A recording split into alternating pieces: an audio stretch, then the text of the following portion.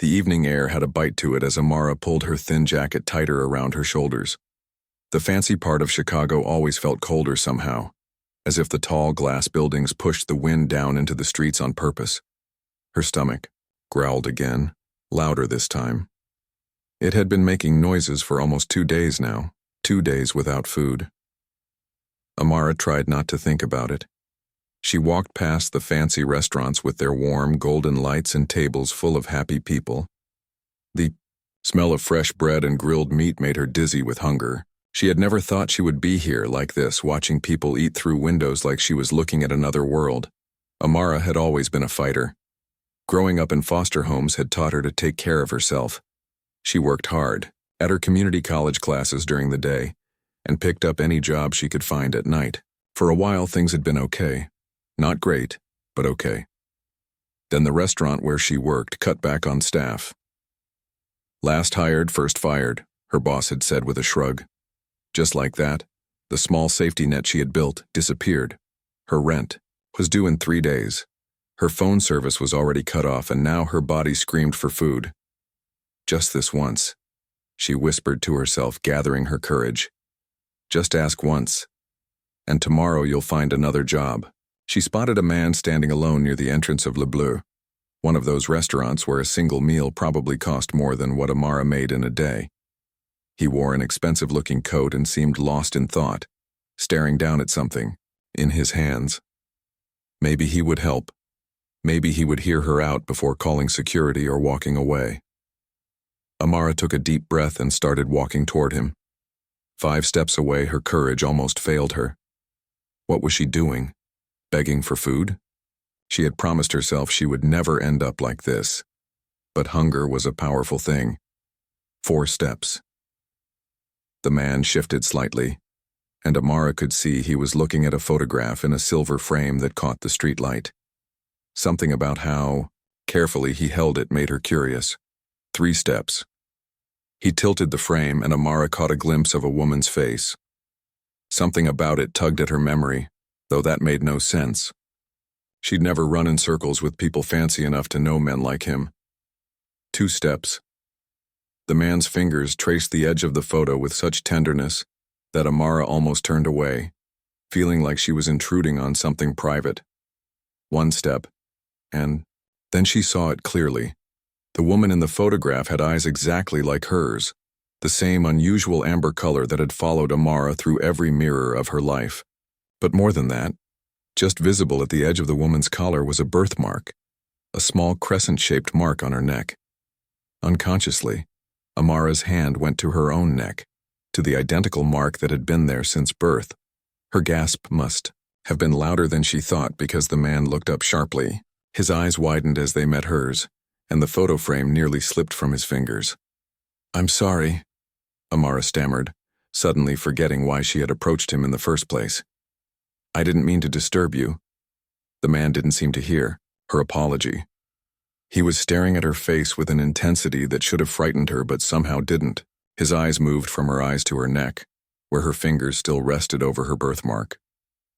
"Impossible," he whispered, his voice barely audible over the street noise. Amara took a step back, suddenly unsure. Maybe this had been a bad idea.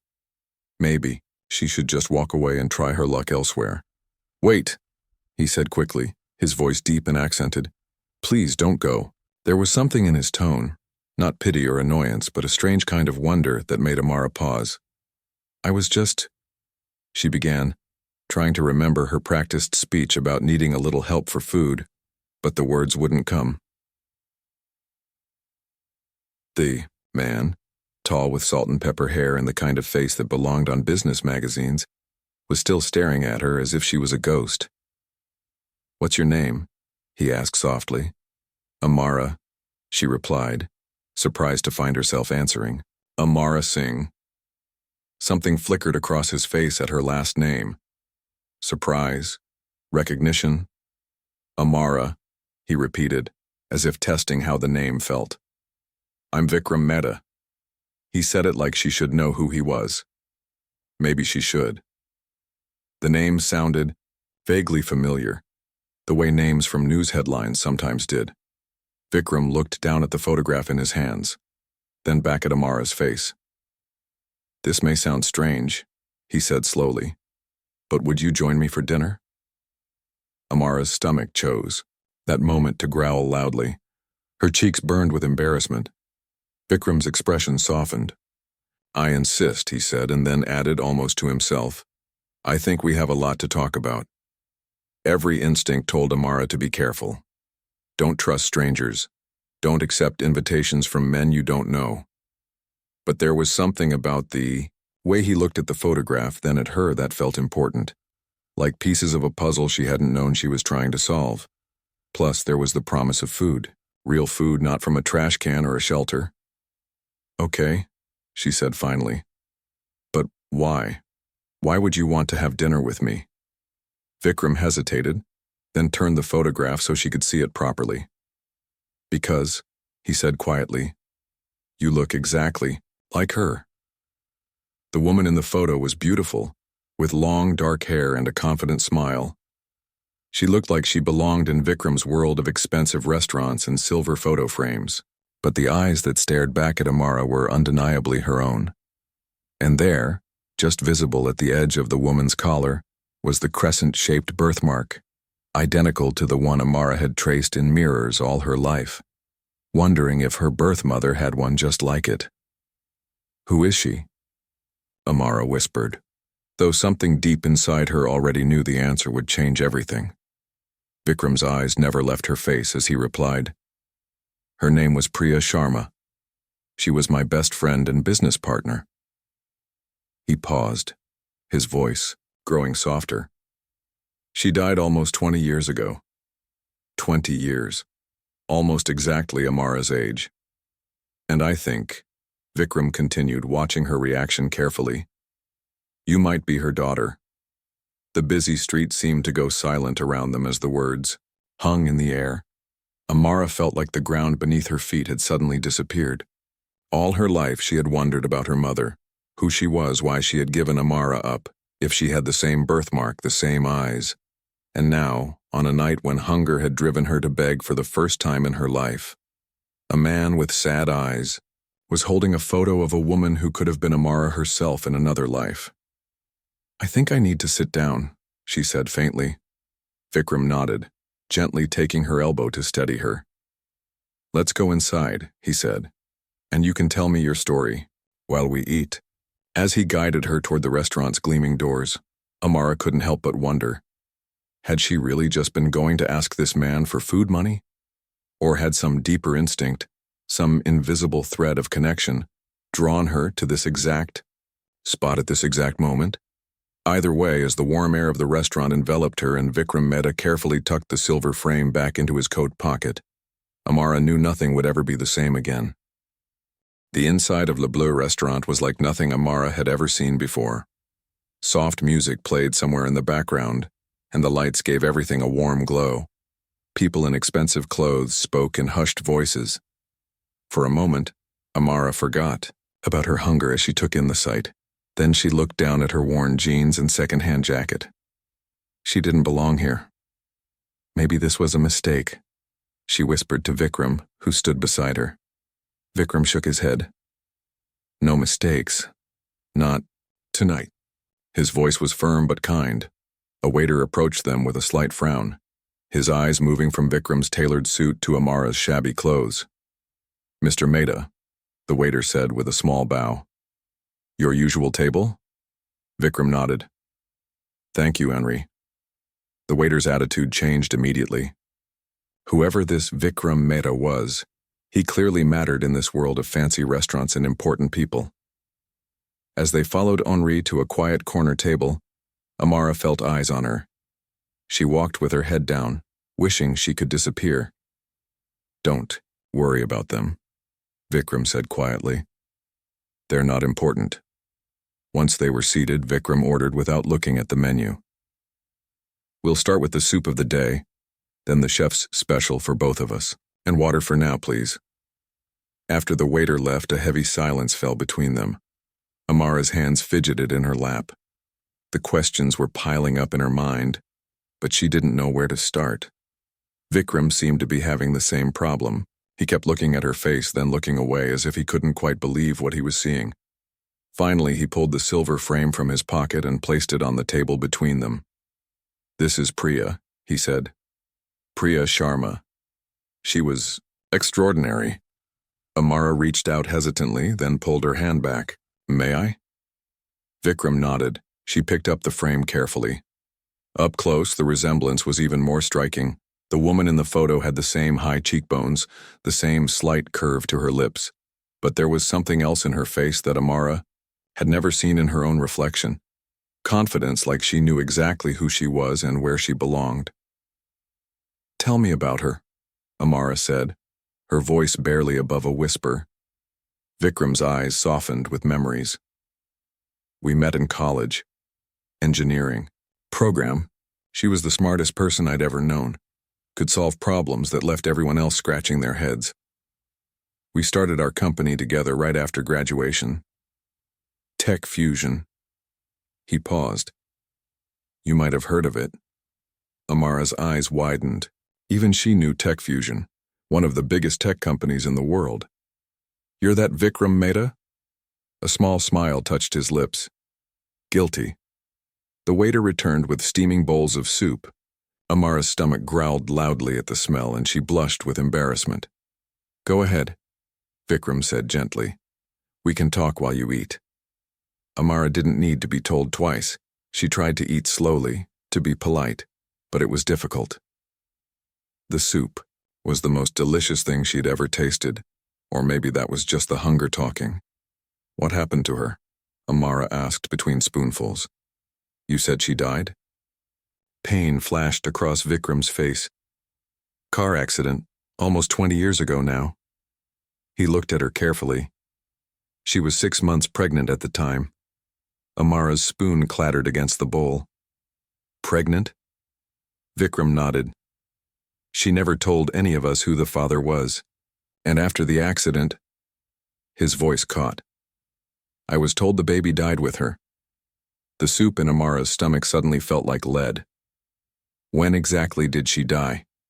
"January 15th, 2005. Amara's hands began to shake. "That's my birthday." The silence between them grew thick with possibility. "Amara," Vikram said carefully, "what do you know about your birth parents?" She put down her spoon, no longer hungry despite having eaten only half the soup. "Nothing, really. I was abandoned at a hospital. No note, no information. The only thing I had was this." She reached into her pocket and pulled out a worn hospital bracelet with faded letters. It was the one thing she'd kept with her through every foster home, every move. She placed it on the table next to the photo. The bracelet was tiny, made for a newborn's wrist. Only 2 letters were still visible on it. P.S. Vikram stared at the bracelet, his face draining of color. "Priya Sharma," he whispered. Their main courses arrived, but neither of them paid any attention to the food. "It could be a coincidence," Amara said, though she didn't believe it. "Not with the birthmark, the eyes, the timing. There's one way to know for sure," Vikram said. "A DNA test." Amara bit her lip. "Those are expensive." The comment made Vikram smile sadly. "Money is not an issue, Amara. Not for this." "Of course not. He was a billionaire and she was, what? A girl who couldn't even afford dinner? Or possibly the daughter of his dead friend?" "Why did you have her picture with you tonight?" Amara asked suddenly. "After all these years?" Vikram's expression changed to one of surprise, then something like guilt. "Today was her birthday. I was coming from the cemetery." He hesitated. "I visit every year." The idea that this man had been keeping Priya's memory alive all these years, while Amara had grown up not even knowing her name, made her throat tight with emotion. "If she's my mother," Amara said slowly, "then what happened to me? Why was I abandoned?" Vikram shook his head. "I don't know, but I intend to find out." His voice had an edge to it now. "Someone lied about you dying in that accident. Someone made sure you ended up in foster care instead of with family, and I want to know who and why." The determination in his voice was almost frightening. Amara realized that this man, with all his wealth and power, might have just become her ally in finding the truth. "What if I'm not her daughter?" Amara asked, voicing her biggest fear. "What if this is all just a weird coincidence?" Vikram looked at her for a long moment. "Then I'll help you anyway," he said simply. "Because either way you were meant to find that picture tonight."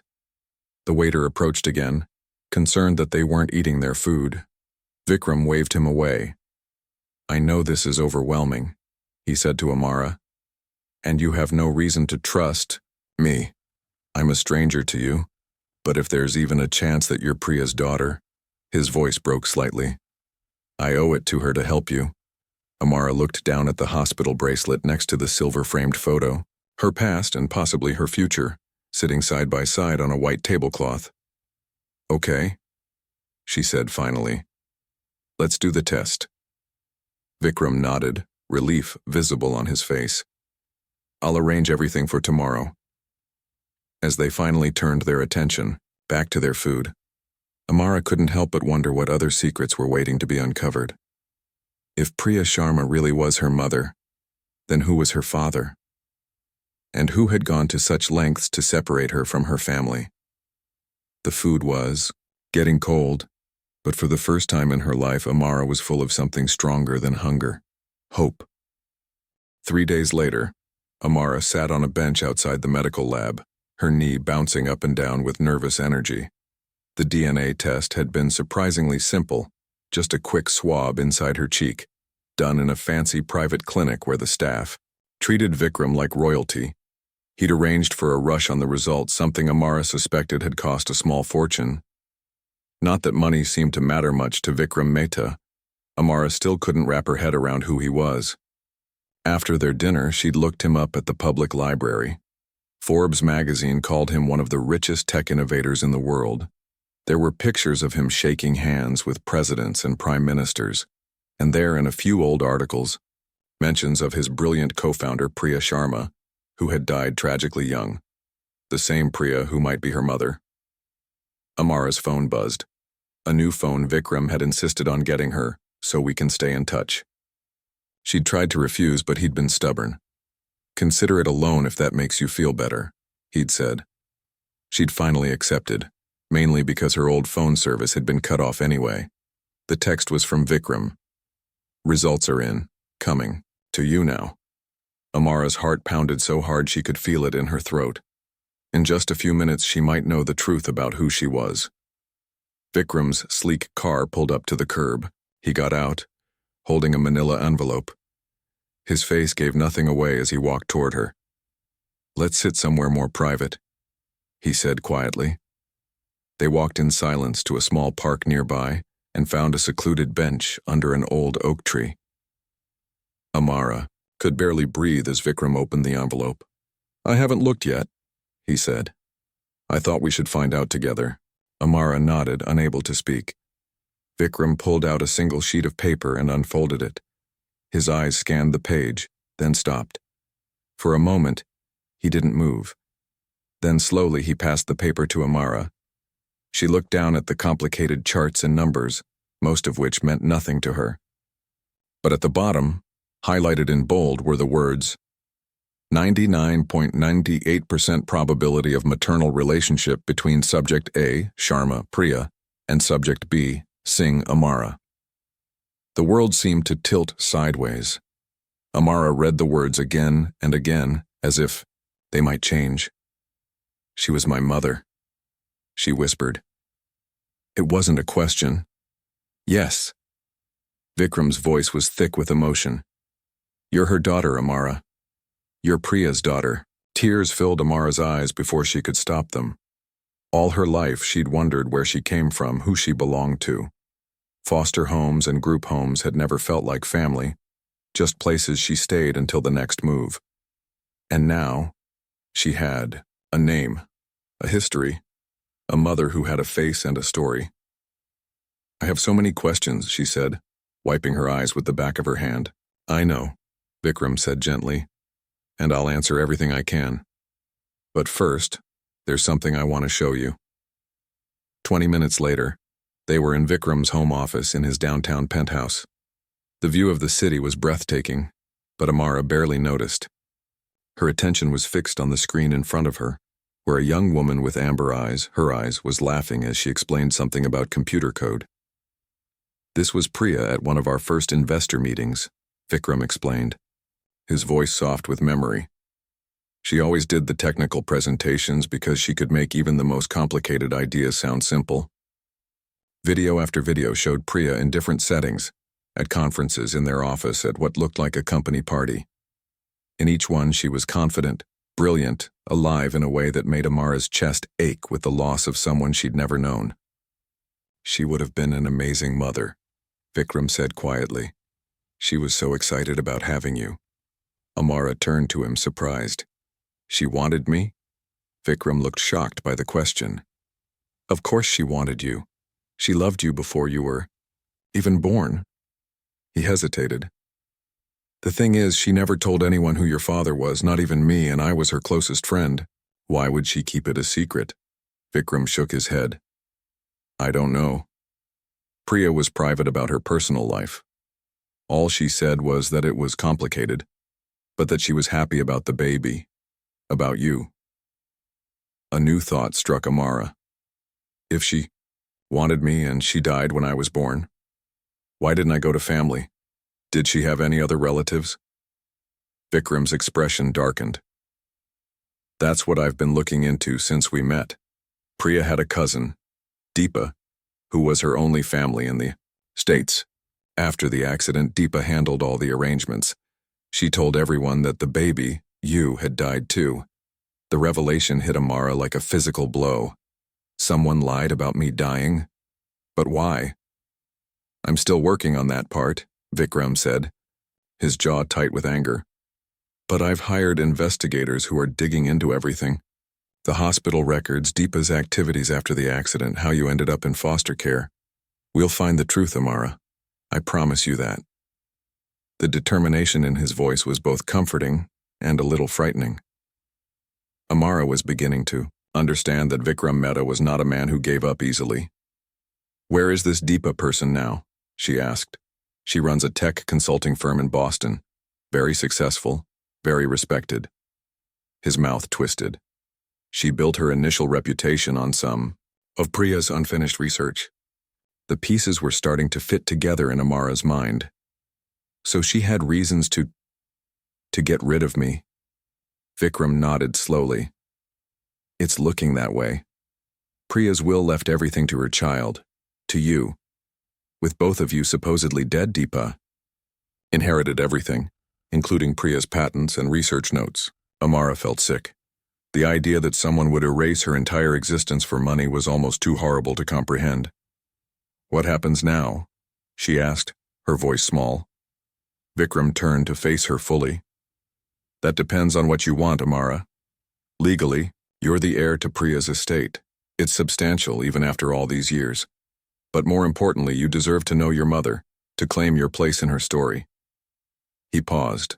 "And I made a promise to myself, sitting by her grave all these years, that if by some miracle her child had survived, I would do everything in my power to help." Amara looked at the screen, now paused on an image of Priya smiling at the camera. Her eyes, Amara's eyes, bright with intelligence and warmth. "I want to know everything about her," Amara said firmly. "And I want to understand what happened to me. Why I grew up thinking I wasn't wanted when my mother actually loved me." Her voice broke slightly on the last words. Vikram nodded, a new respect in his eyes at her determination. "Then that's what we'll do. Together." As the city lights began to twinkle outside the window, Amara felt something new taking root inside her. Not just hope now, but purpose. For the first time in her life, she wasn't alone. She had a history, a legacy. And she had an ally in Vikram Mehta, who had loved her mother enough to keep her memory alive for 20 years. Whatever came next, Amara knew one thing for certain. She would find the truth, no matter where it led.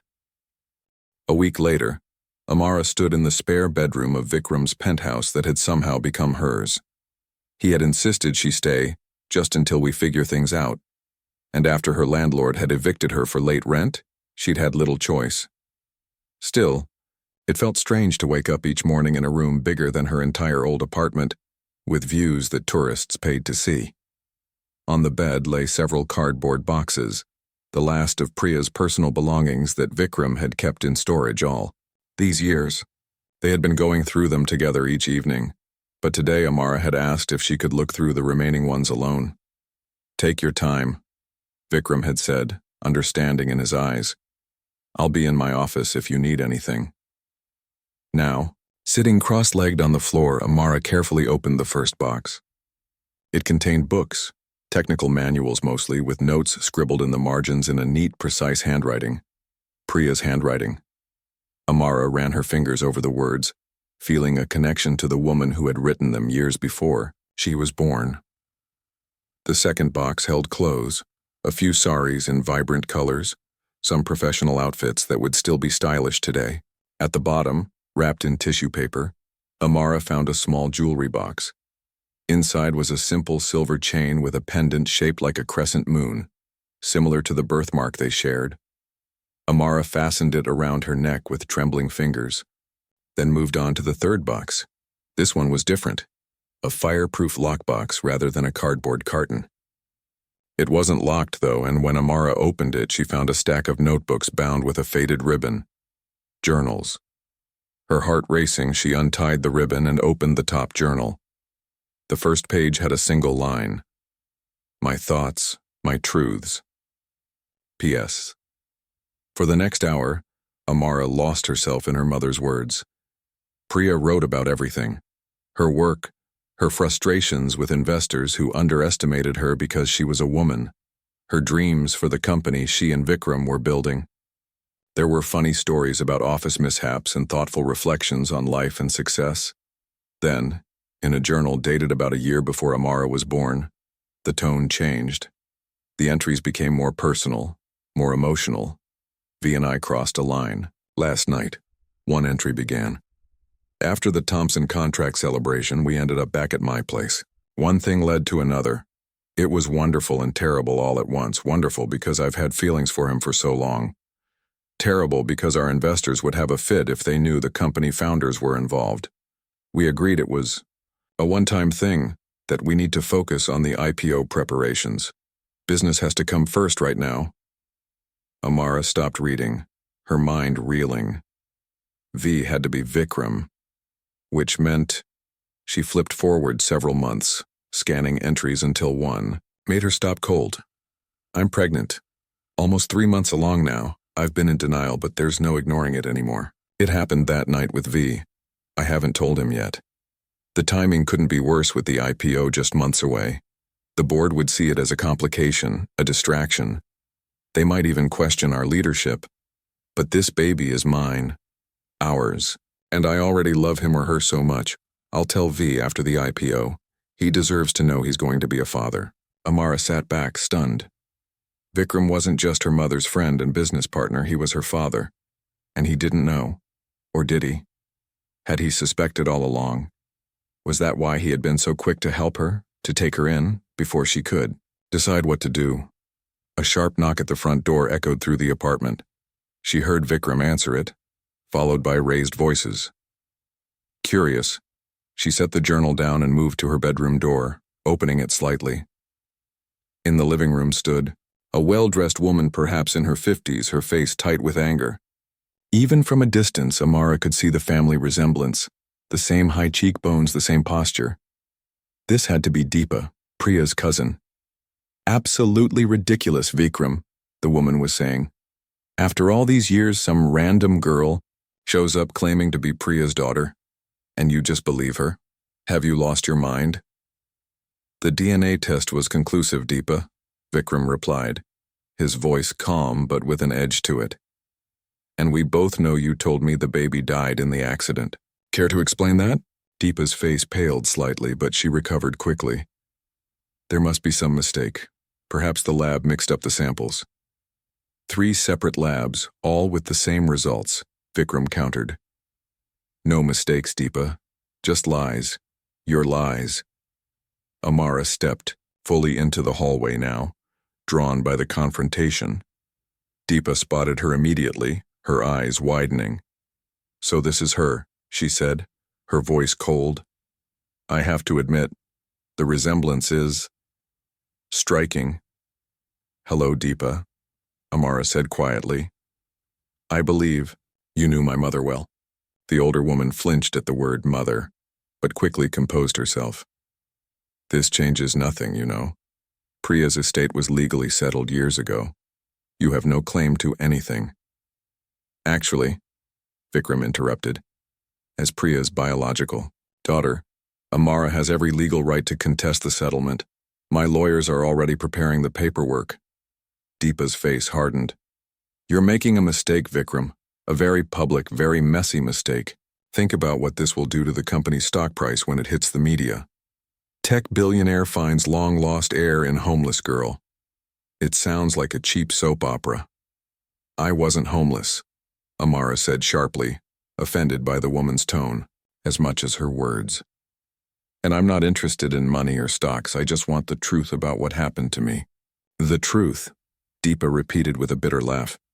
"The truth is that Priya was always the golden child, the genius, the favorite. Even when we were children in Mumbai, our grandparents only had eyes for her achievements. Then she came to America and took you along as her business partner." She glared at Vikram. "When she died, I finally had a chance to build something of my own, to step out of her shadow." "So you got rid of her baby," Vikram said, his voice dangerously quiet. "You erased a child's identity, condemned her to grow up without family, without her inheritance, all so you could finally step out of Priya's shadow?" Deepa's expression faltered, showing a flash of something that might have been guilt before hardening again. "You can't prove anything." "Actually, we can," Vikram said. "My investigators found the nurse you bribed to falsify the records. She's ready to testify." The color drained from Deepa's face. Amara stepped forward, the journal clutched in her hand, suddenly certain of what she needed to do. "There's something you both should know," she said quietly. "Something I just found in my mother's journals." Both Vikram and Deepa turned to look at her. "What is it?" Vikram asked. Amara looked straight at him, her heart pounding. "I know who my father is." The room went completely silent. Deepa's shock was evident, but it was Vikram's face that Amara couldn't look away from. He seemed frozen, barely breathing. "What did you say?" he finally asked, his voice barely above a whisper. Amara held up the journal.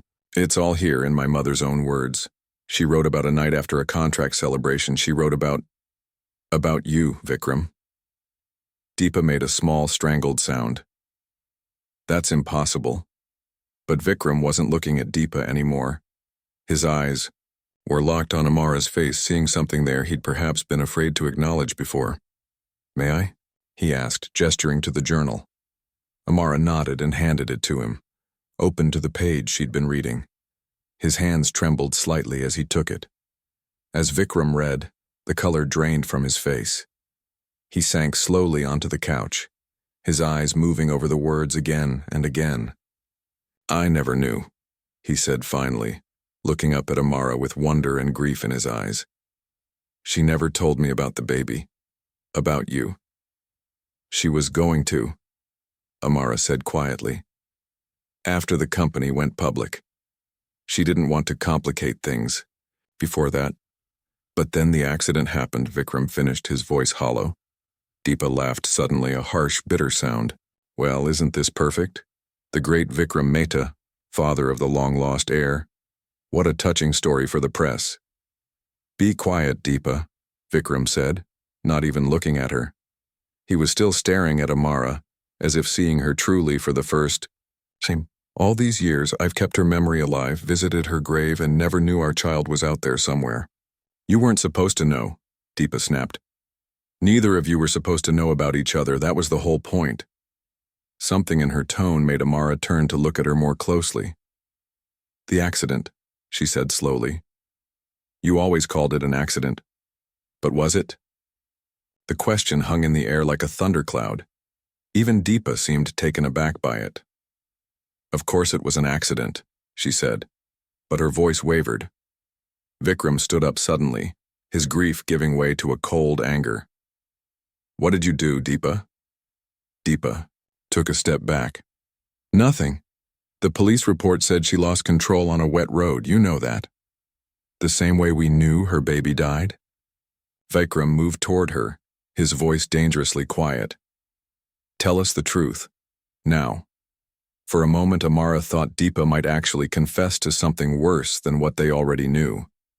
But then the older woman seemed to collect herself. I had nothing to do with the accident, she said firmly. That truly was bad luck and bad weather, but afterward... She paused. Afterward, I saw an opportunity. An opportunity, Amara repeated, disgust rising in her throat. That's what I was to, you an opportunity? Deepa looked at her directly for the first time. You were a complication. Priya was dead. Her shares in the company, her patents, her research, all of it would have gone into a trust for a baby. A baby that would have been raised by who? Him. She gestured dismissively at Vikram. He didn't even know he was the father. I was her only family. It should have all come to me. So you paid someone to falsify the records, Vikram said. To say the baby died when really she survived. And then you made sure she disappeared into the foster system. I made sure she was taken care of, Deepa corrected, as if that somehow made it better. I chose a good hospital for her. I checked that the foster system in that area was well rated. Well rated? Amara couldn't believe what she was hearing. Do you have any idea what my life was like? I had nothing. No one.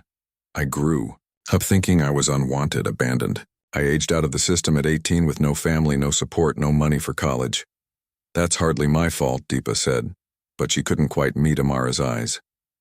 It's exactly your fault. Vikram cut in, his voice shaking with anger. You stole her life, her identity, her inheritance, and for what?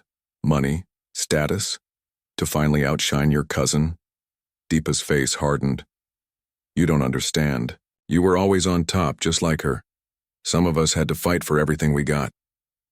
And that justifies what you did? Amara asked. You know what's sad? If you had just been honest, if you had told Vikram about me, maybe he would have let you keep managing Priya's estate. Maybe you could have still built your career on her work. Instead, you chose to commit fraud, to separate a father and daughter who could have helped each other through losing her. The simple truth of Amara's words seemed to hit Deepa harder than all the accusations. For a brief moment, something like regret flickered across her face. What happens now? She asked, looking between them. Now, Vikram said, you're going to sign a full confession about what you did. My lawyers will draft it tonight. In exchange, we might consider not pressing criminal charges. And if I refuse? Then we go to the police, Amara said simply. With the evidence from the nurse, the DNA test, and my mother's journals. I may have grown up with nothing, but that taught me one thing: how to fight. Something in Amara's tone must have convinced Deepa that they were serious. The older woman's shoulders sagged in defeat. Fine, she said. I'll sign whatever you want. After Vikram called his lawyers and security showed Deepa out, he and Amara were left alone in the sudden quiet of the apartment. They looked at each other awkwardly, the new knowledge of their relationship hanging between them. I would have done anything to know about you, Vikram said finally. If Priya had told me, if I had known she was pregnant. I know, Amara said. And somehow, she did know. She had seen how he treasured her mother's memory, how he had jumped at the chance to help a stranger who might be connected to Priya. That wasn't the behavior of a man who would have abandoned his child. We've lost so much time, he said, his voice rough with emotion. Amara nodded, feeling the weight of all those lost years. But we found each other anyway. Against all the odds, against everything Deepa did to keep us apart. Like your mother said in her journal, you were already loved before you were born, Vikram said softly. By her and, if I had known, by me too. Tears filled Amara's eyes. I think that's all I ever wanted to know. That I was wanted. That I belonged somewhere. Vikram hesitated, then opened his arms. Amara stepped into his embrace, and for the first time in her life, she felt the security of a parent's love. "We can't get back those years," Vikram said, his voice thick with emotion. "But we have now, and the future." 1 year later, Amara stood at a podium looking out at a crowd gathered for the opening of the Priya Sharma Foundation for Foster Youth. Beside her stood Vikram, pride evident in his eyes as she prepared to speak. So much had changed in a year. The legal battles with Deepa had been settled. Amara had started college with a full scholarship. Most importantly, she and Vikram had slowly built a relationship, finding their way from strangers to family. On the wall behind her hung a large portrait of her mother, the same image from the silver frame Vikram had been holding that fateful night when a hungry girl approached him for help. "A year ago," Amara began, her voice clear and confident, "I was homeless, hungry, and alone. I had no idea who I was or where I came from. Then a chance encounter changed everything." She glanced at Vikram, who gave her an encouraging nod. "My story is unusual, but the feeling of being lost, of not knowing where you belong, that's something many foster children understand. Today we're launching a foundation in my mother's name to help those children find their way, even without the miracle that brought me here." As she continued her speech, Amara thought about the incredible journey that had led her to this moment, from a girl hungry for food to a young woman hungry for truth, from alone in the world to part of a family legacy. She touched the crescent moon pendant at her throat, her mother's pendant, and felt, not for the first time, that somehow Priya had guided her to that street corner on that particular night. That even beyond death, a mother's love had found a way to bring her daughter home.